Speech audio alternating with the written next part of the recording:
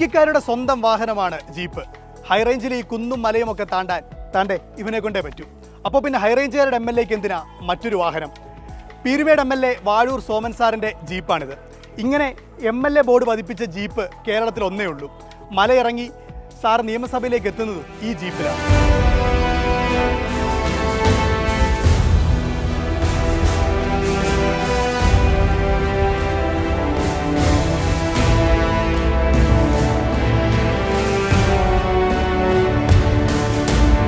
പീരുമേടിന്റെ മലമടക്കുകളിലൂടെ പായുന്ന ഈ Mahindra major 4x4 ജീപ്പിന് പറയാൻ കഥകളേറെയാണ്. ഹൈറേഞ്ചുകാർ തിരഞ്ഞെടുത്ത MLA ഹൈറേഞ്ചുകാരുടെ സ്വന്തം പടക്കുതിരയെ കൂട്ടുകാരനാക്കിയ കഥയാണ് അതിലേറ്റവും സുന്ദരം. MLA ആയതിനു ശേഷം ഞാൻ ഈ ജീപ്പാണ് നിയമസഭയിലേക്ക് പോകുവാൻ ഉപയോഗിച്ചിരുന്നത്. അതൊരു പക്ഷേ അവിടുത്തെ എല്ലാ MLAമാർക്കും കൗതുകമായിരുന്നു. ഞാൻ എന്തുകൊണ്ട് സ്ഥിരം ജീപ്പിൽ ചെല്ലുന്നു എന്ന് ബഹുമാനപ്പെട്ട PWD വകുപ്പ് മന്ത്രി ശ്രീ മുഹമ്മദ് റിയാസ് ഒരു ദിവസം ക്യാൻറ്റീനിൽ വെച്ച് എന്നോട് ചോദിക്കുകയുണ്ടായി. ഞാൻ പറഞ്ഞു, എൻ്റെ റോഡുകളെല്ലാം താറുമാറായി കിടക്കുകയാണ്, അതില്ലാത്തത് കൊണ്ടാണ് ജീപ്പിൽ വരുന്നത്, മാത്രമല്ല പുതിയൊരു വണ്ടി എടുത്തിട്ടുമില്ല എന്നുള്ള കാര്യം പറഞ്ഞു. അദ്ദേഹം കാപ്പി കുടിച്ചതിന് ശേഷം എന്നോട് പറഞ്ഞു, ചേട്ടാ രാത്രിയിൽ വിളിക്കാം എന്ന് പറഞ്ഞ് പോയി.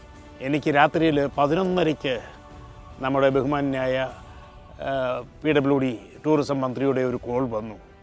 അദ്ദേഹം പറഞ്ഞു, ചേട്ടാ എനിക്ക് രാവിലെ ചേട്ടൻ പറഞ്ഞത് വലിയ വേദനയുണ്ടാക്കി. ഞാൻ പോയി നോക്കി, ചേട്ടൻ എങ്ങനെയാണ് കുറേ ഫണ്ട് തരുവാൻ കഴിയുക എന്ന് ആലോചിച്ചു. തേക്കടിയിൽ നിന്ന് നെടുമ്പാശ്ശേരിയിലേക്കുള്ള ഒരു വഴിയുണ്ട്. അത് മുണ്ടക്കയം 35-ാം മൈലിൽ നിന്നാണ് കൂട്ടിക്കിലേക്ക് തിരിയുന്നത്.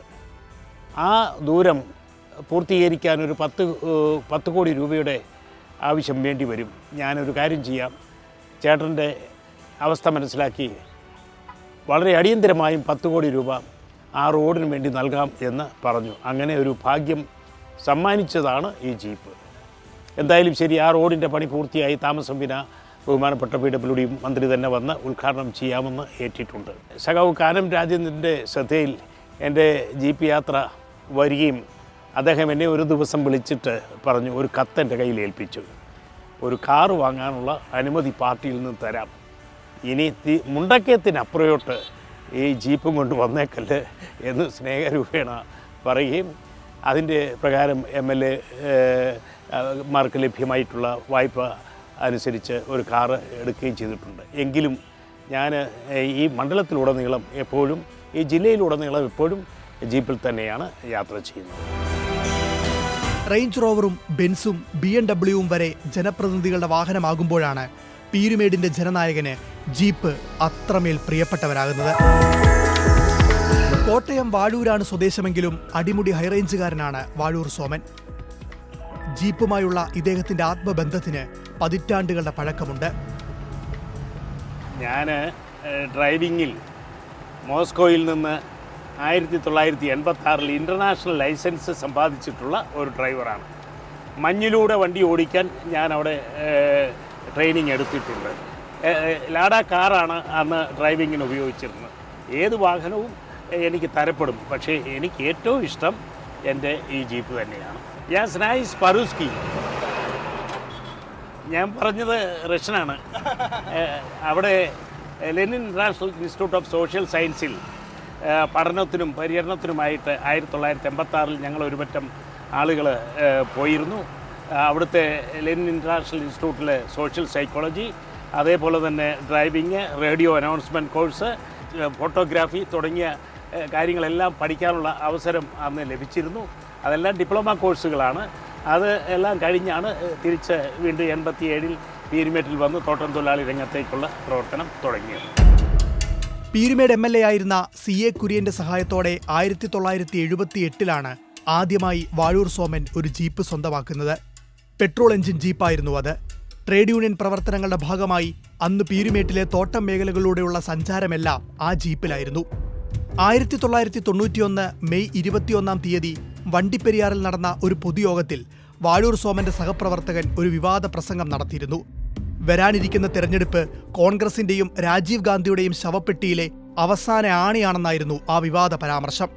അന്ന് രാത്രി തമിഴ് പുലികളുടെ ചാവേറാക്രമണത്തിൽ ശ്രീപെരുമ്പുത്തൂരിൽ രാജീവ് ഗാന്ധി കൊല്ലപ്പെട്ടു. തുടർന്ന് പൊട്ടിപ്പുറപ്പെട്ട പ്രതിഷേധങ്ങളിൽ വാഴൂർ സോമന്റെ ജീപ്പ് കോൺഗ്രസ് പ്രവർത്തകർ കത്തിച്ചു. അത്രമേൽ പ്രിയപ്പെട്ട ആ ജീപ്പ് നഷ്ടമായതിന്റെ സങ്കടം ഇന്നും പീരുമേടിന്റെ നേതാവിനുള്ളിലുണ്ട്. പിന്നീട് 2006 ജില്ലാ പഞ്ചായത്ത് ക്ഷേമകാര്യ സ്റ്റാൻഡിംഗ് കമ്മിറ്റി ചെയർമാനായി സ്ഥാനമേറ്റതിനെ തുടർന്നാണ് ഇപ്പോൾ കൈവശമുള്ള ഈ മഹീന്ദ്ര മേജർ സ്വന്തമാക്കിയത്.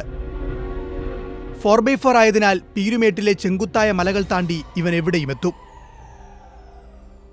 ഞാൻ 74 ഇവിടെ പീരുമേട്ടിലെത്തുന്നത്. AISFന്റെ ഇടുക്കി ജില്ലാ സെക്രട്ടറിയായി ചുമതലയേറ്റാണ് വന്നത്. 77 വരെ ആ ചുമതലയിൽ തുടർന്നു. അന്ന് പീരുമേട് MLA ആയത് ശ്രീ CA കുര്യനായിരുന്നു. അദ്ദേഹം പറഞ്ഞു, യൂണിയൻ്റെ ചുമതല ഏൽക്കണം, തൊഴിലാളികളുടെ വിഷയങ്ങളിൽ ഒന്ന് ഇടപെടണം, അതുകൊണ്ട് യൂണിയൻ്റെ സെക്രട്ടറി സ്ഥാനം ഏൽക്കണം എന്ന് പറഞ്ഞു. അദ്ദേഹമായിരുന്നു പ്രസിഡന്റ്. അതിനു മുൻപ് ശ്രീമതി റോസമ്മ പുന്നൂസ് പ്രസിഡന്റും ശ്രീ MB മാധവൻ സെക്രട്ടറിയുമായിരുന്നു. എന്തായാലും ശരി, അന്ന് ഞാൻ ആ ചുമതല ഏറ്റു. തൽക്കാലത്തേക്ക് നിൽക്കാമെന്ന് വിചാരിച്ചേറ്റതാണ് എങ്കിലും പിന്നീട് ഗതി മാറിപ്പോയി. ഇപ്പോൾ ഇവിടെ എത്തി നിൽക്കുകയാണ്. ഇക്കാലങ്ങൾ ഏതാണ്ട് 50 വർഷക്കാലത്തെ പ്രവർത്തനമാണ് ഇടുക്കി ജില്ലയിൽ മാത്രം. 1967 AISFിൽ ചേർന്ന് CPIയിലും ചേർന്ന് പ്രവർത്തനം ആരംഭിച്ചത്. ഇവിടെ വന്നപ്പോൾ ഇവിടുത്തെ തോട്ടം തൊഴിലാളികളുടെ ദയനീയാവസ്ഥ എന്നെ വല്ലാതെ വേദനിപ്പിച്ചിട്ടുണ്ട്.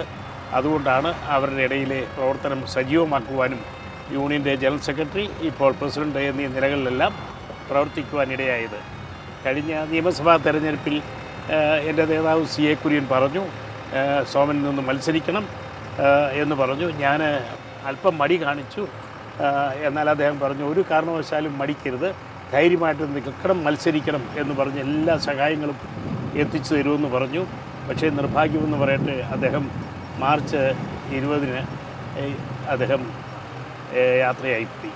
എങ്കിലും അദ്ദേഹം ഇവിടെ തുടങ്ങി വെച്ച ഈ പ്രവർത്തനം കൂടുതൽ ശക്തമായി മുന്നോട്ട് കൊണ്ടുപോകാനുള്ള യജ്ഞവുമായിട്ടാണ് ഇപ്പോഴും പോയിക്കൊണ്ടിരിക്കുന്നത്.